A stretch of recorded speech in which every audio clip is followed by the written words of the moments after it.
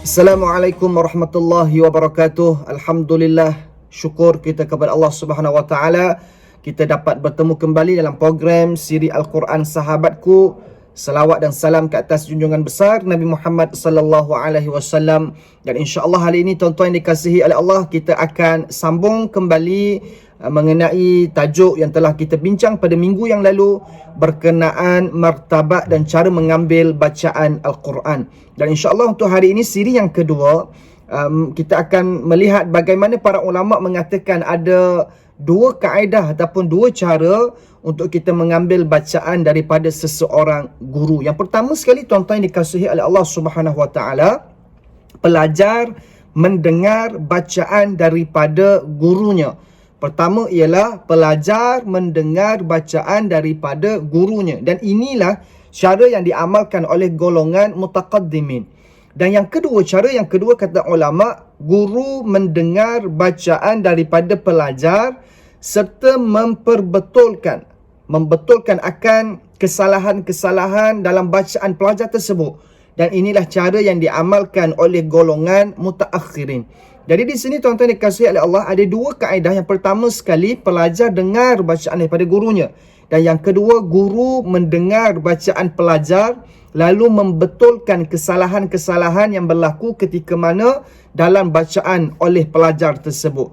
Akan tetapi tuan-tuan dikasihi oleh Allah Subhanahu wa taala, ada pun kaedah yang terbaik, iaitulah kita menggabungkan antara kedua-duanya dalam satu masa. Yakni guru mendengar, yakni pertama sekali pelajar mendengar bacaan guru terlebih dahulu, kemudian guru mendengar bacaan pelajar, dan jika mendapati kesalahan, lalu guru tersebut akan membetulkan kesalahan-kesalahan yang dibaca oleh pelajar.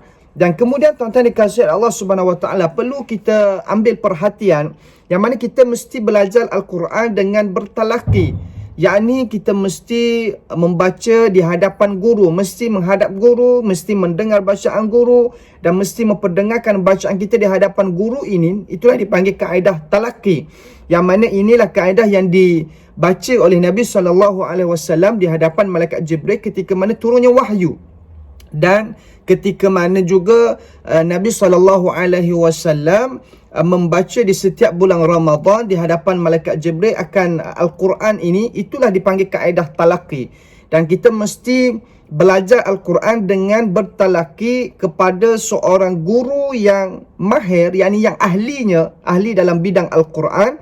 Dan tidak harus belajar Al-Quran dengan berguru kepada buku semata-mata, berguru dengan radio semata-mata, dengan televisyen dan sebagainya. Kerana tidak mungkin alat-alat tersebut dapat membetulkan bacaan seseorang jika ia melakukan kesilapan ataupun kesalahan.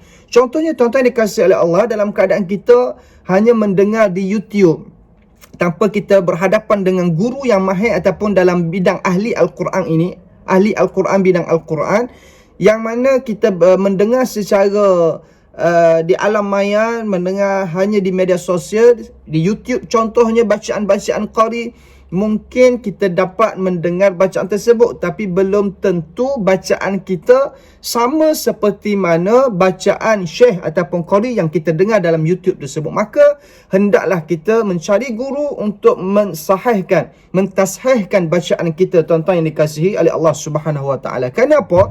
Kerana kata Syekh Muhammad Al-Haddad, katanya dalam syairnya, man ya'khudhil ilma an syaikhin musyafahatan yakun aniz zayghi wat tashifi fi harami wa man yakun akhidhan lil ilmi min suhufin fa ilmuhu 'inda ahli al ilmi kal adami. Yang bermaksud, kata Syekh Muhammad Al-Haddad, barang siapa mengambil ilmu daripada seseorang guru secara musyafahah adalah ia melencong dan menyalahi daripada jatuh dalam perkara yang dilarang.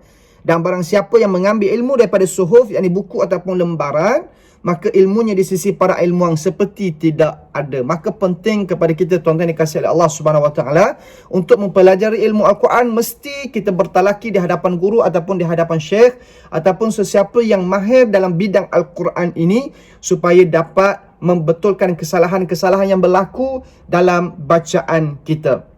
Dan seterusnya tuan-tuan dikasih oleh Allah Subhanahu Wa Taala, terdapat banyak cara bacaan yang ditegah yang berlaku dalam masyarakat kita. Di sini dinyatakan beberapa keadaan tersebut yang diambil daripada beberapa kitab yang masyhur dalam ilmu tajwid. Antaranya ialah yang pertama yang dipanggil sebagai tatrib. Tatrib ini apa dia tuan-tuan? Iaitulah bacaan dengan merengek-rengekkan suara dengan lagu dan memanjangkan bukan pada tempatnya atau melebihkan panjang bagi kadar mat. Jadi di sini tuan-tuan dikasihi oleh Allah yang disebut sebagai tatrib, bacaan yang merengek-rengek. Yang mana kita merengek-rengekkan suara dengan lagu. Lebih kepada lagu semata-mata tanpa menjaga hak ataupun hukum tajwid yang sepatutnya kita kena jaga. Dan yang kedua dipanggil sebagai tamthil. Tamthil ini iaitulah bacaan yang melebih-lebihkan harakat pada hukum mat. Sepatutnya mat asli hanya kadar 2 harakat contoh. Sehingga kita melebihkan menjadi 3, menjadi 4 ataupun lebih daripada 2. Menyebabkan bacaan kita itu tidak sempurna tuan-tuan. Yang disebut sebagai tamthil. Itu yang kedua. Yang ketiga dipanggil sebagai tarqis. Tarqis ini ialah bacaan dengan melenggokkan nada suara sehingga melebihkan kadar harakat pada mat bertujuan menyesuaikan dengan rentaknya. Ramai juga di sini tuan-tuan dikasihi oleh Allah Subhanahu Wa Taala di peringkat tarqis ini lebih nak menjaga lagu sehinggakan kadar mat yang sepatutnya 2 menjadi lebih kerana nak bertepatan dengan lagu yang dibawa. Sebab itu dalam kita mengaji Al-Quran ini, yang pertama sekali mesti menjaga hak huruf, yakni hukum-hukum tajwid terlebih dahulu. Barulah diikuti dengan lagu yang mana lagu tersebut masih lagi bersesuaian, masih lagi mengikut kepada hukum-hukum tajwid. Bukannya kita hanya sekadar melebihkan kepala lagu tanpa kita menjaga hukum-hukum tajwid ini tuan-tuan yang dikasihi oleh Allah. Yang keempat, iaitulah yang dipanggil sebagai tahzin. Tahzin ini adalah bacaan dengan nada yang amat sedih yang boleh membawa kepada riak. Ada juga nada yang amat sedih yang boleh membawa kepada riak. Di sini tuan-tuan dikasihi oleh Allah, kita boleh untuk membaca dengan nada yang sedih tapi bertepatan dengan maksud ayat. Kalaulah ayat itu menceritakan tentang azab, ayat itu menceritakan tentang bagaimana orang-orang kafir diseksa oleh Allah Subhanahu Wa Taala, barulah kita boleh menggunakan nada sedih ini dengan merasakan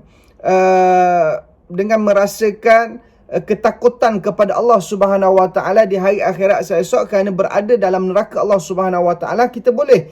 Dan kita juga boleh menggunakan dengan nada yang menakutkan bagi orang yang mendengar ataupun kita yang sedang membaca Al-Quran ini, supaya memberikan keinsafan kepada diri kita. Dan bukannya membaca dengan nada yang sedih sepanjang masa, yang mana nada yang sedih itu boleh membawa kepada riak, maka itu dipanggil sebagai tahzin. Dan yang seterusnya disebut sebagai tar'id, iaitulah bacaan dengan menggentarkan suara seperti terlalu kesejukan ataupun ditimpa penyakit. Saja-saja buat getar demikian, itu dipanggil tar'id. Dan yang keenam tuan-tuan dikasihi oleh Allah, iaitulah disebut sebagai tahrif, iaitulah berkumpul dalam satu kumpulan lalu membaca Al-Quran secara serentak dan juga berhenti secara serentak. Di kalangan mereka ada yang membaca sekadar beberapa kalimah sahaja kemudian disambung oleh orang lain tanpa memikirkan akan keagungan Al-Quran. Ini peringkat kebiasaannya orang membaca ketika mana ada majlis tahlil ataupun bacaan Yasin. Kita ambil contoh, dalam bacaan Yasin ramai-ramai itu mungkin ada yang dalam keadaan tak cukup nafas ataupun dalam keadaan berhenti di pertengahan ayat kemudian sambung semula pada bacaan orang lain, menyebabkan tidak sempurnanya bacaan kita itu. Inilah dipanggil sebagai tahrif. Akan tetapi tuan-tuan dikasihi oleh Allah Subhanahu Wa Taala sekalian, paling penting adalah kita menjaga hukum hakam, yakni tajwid ilmu Al-Quran. Dan yang ketujuh, ulama mengatakan antara cara bacaan yang ditegah iaitulah membaca Al-Quran bersama alat muzik. Ini adalah bid'ah yang paling terkeji, yakni kita membaca Al-Quran dalam masa yang sama juga kita membuka YouTube, mendengar lagu dan sebagainya. Dalam masa yang sama kita membaca Al-Quran, itu sangat-sangat ditegah dalam agama kita. Kalau kita nak membaca Al-Quran, tutup semua muzik-muzik yang ada, lagu-lagu yang ada dan sebagainya. Hatta ceramah sekalipun, kita kena perlahankan ceramah yang kita dengar dalam YouTube, dalam mana-mana tempat, dalam MP3 atau sebagainya, TV dan sebagainya tuan-tuan, untuk memuliakan, yakni untuk mengagungkan Al-Quran, ayat yang kita baca. Maka jangan campur adukkan bacaan kita dengan benda-benda yang melalaikan kita ini, dengan melaraukan kita ini, muzik dan sebagainya. Jangan campur adukkan Quran dan juga muzik. Ada orang menjadikan Al-Quran ini, bacaan Al-Quran sebagai lagu, seperti mana lagu-lagu yang dinyanyikan oleh artis-artis. Ini juga bagi saya satu kehinaan terhadap Al-Quran. Maka di sini tuan-tuan yang dikasihi Allah Subhanahu Wa Taala,